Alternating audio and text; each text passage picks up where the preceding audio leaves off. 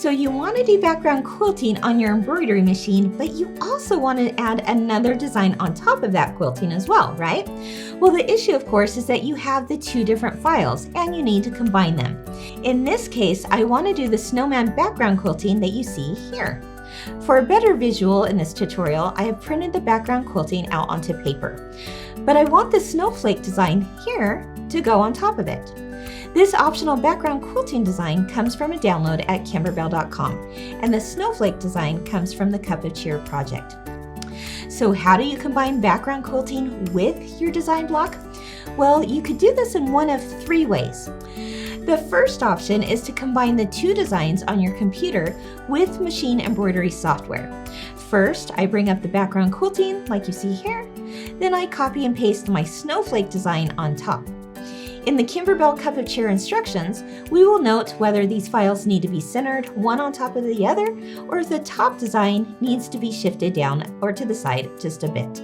In this case, I am centering both, so all I need to do now is just save the file onto a USB and then load it onto the machine. Simple as that. A second option would be to pull up the background quilting design directly on my machine.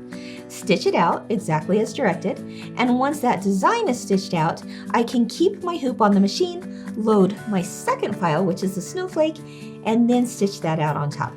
And again, you're done. Really, really simple.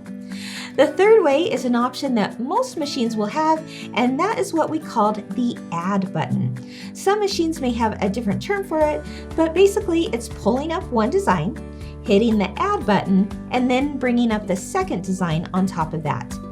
If the directions in the book say to make sure that both are centered one on top of the other, then you're good to go. However, if there are specific directions written that says that you need to move your design down, then simply use your arrows to shift it. Combining these steps on the machine make it so easy and a whole lot of fun too. Now all you need to do is go through the steps for your background quilting.